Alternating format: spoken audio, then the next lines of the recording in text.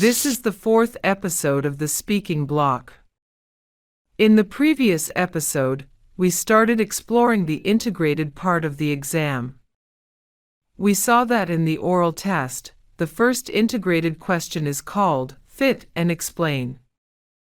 See pages 86 to 91 to find detailed information about this first integrated section. If you don't have the book yet, click the link in the description of this video to visit our website and order yours. As we said in the previous episode, we are going to talk about the evaluation criteria to find out what the examiners expect from the best candidates and direct our preparation to have the best score in the exam. So there we go. How do the examiners assess the oral test? What do they want from candidates? And why is it important for us to know this? It is actually very simple. The oral and written tests are different from the reading and listening tests because there are no alternatives to choose from. Instead, you need to construct an answer to the questions. So, to have a good result, it is important to know how your answers are evaluated. It is not just a matter of identifying the appropriate information, but also of producing responses within the standard established by the evaluation criteria. That is, it's not just what you say, but also how you say it. In other words, you need to know what the examiners are looking for in responses, so you can get as close as possible to the standard they hold highest. And what standard is this? When examiners listen to recordings of your responses, they analyze three aspects of your speech: delivery, language use, and topic development, and decide on a level of proficiency for each aspect, according to the assessment criteria. Now we are going to discuss each of these aspects. In the context of the TOEFL exam, delivery is the speech itself, that is, the way you speak. Examiners judge the quality of your speech based on your pronunciation, rhythm, and intonation to decide how fluid and clear your speech is. So, let's look at pronunciation. In real life, the real test of pronunciation is whether other people understand what you say or not. There are many native and non-native English accents, and some of them, even the native ones, are difficult to understand. What you need is to pronounce the words as clearly as you can. The ETS manual, with regard to pronunciation, mentions clarity, which probably indicates that the general rule of being understood by others applies. Remember that examiners should have a lot of experience with non-native accents, so don't sacrifice clear pronunciation to try to sound more like a native. Rhythm. With regard to speech, rhythm refers to the speed and the flow of words. ETS refers to a natural rhythm, that is, moderate speed with little interruption. Natural speech includes pauses, such as those represented by punctuation in writing.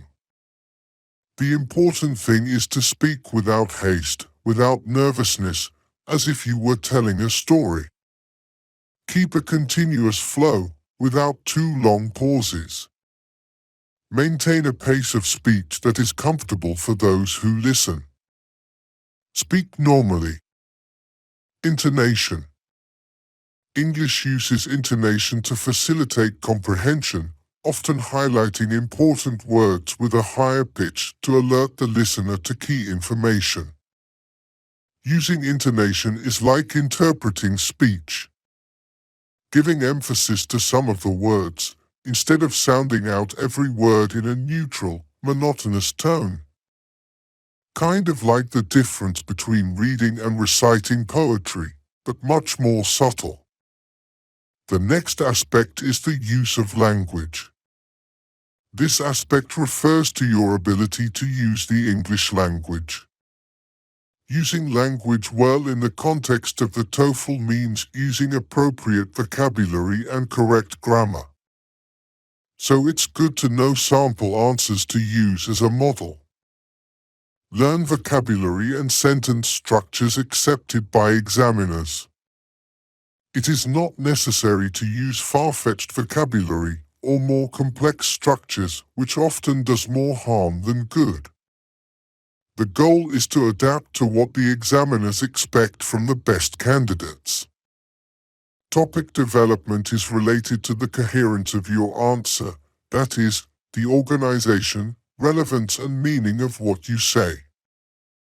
A good development presents ideas in an organized, clear way, in a logical sequence, easy to follow, contains relevant information and covers all the points the question is asking.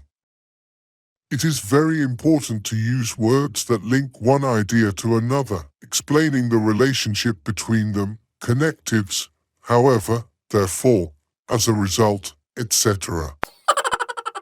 And how are the evaluation criteria? The criteria are called speaking scoring rubric. Scoring rubric is a document that examiners use to decide your score. You don't have to be perfect to get the full score, just conform to the descriptions in this document. The speaking scoring rubric describes, in general terms, the candidate's expected performance in each of these three aspects of speech for each level of the scale, that goes from 0 to 4.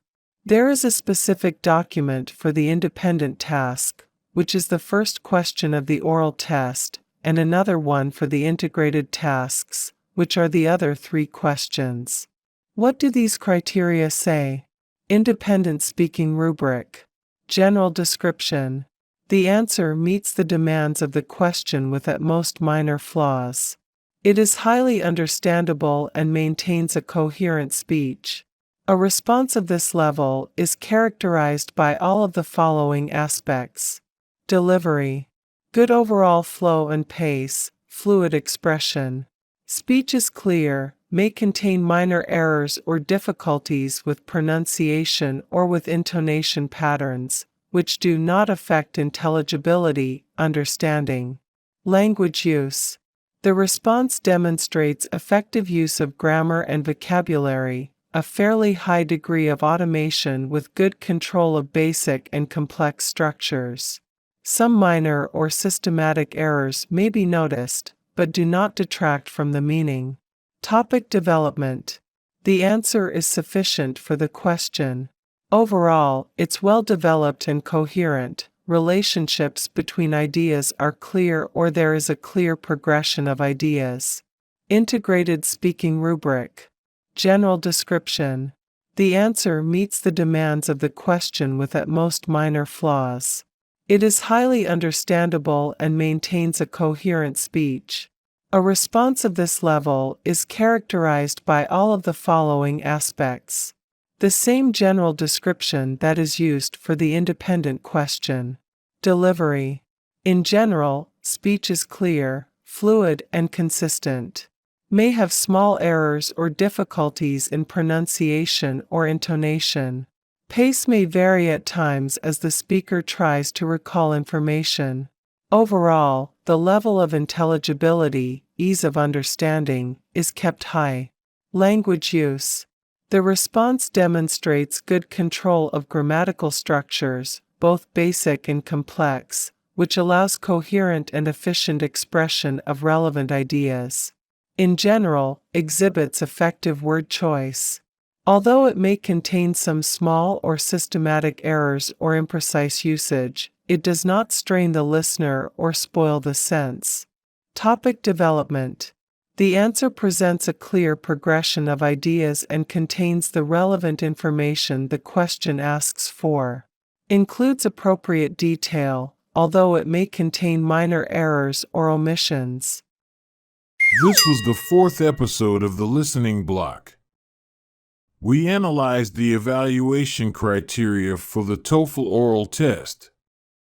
We have seen that even the highest score admits errors and difficulties in pronunciation and intonation, as long as they do not interfere with understanding. This reinforces our emphasis on speaking clearly, pronouncing words carefully, and not trying to mimic a native English model. To access the original text of the criteria, click the link in the description of this video. Be sure to watch the next episode. We will explore what to do to meet these criteria and have the best score in the exam.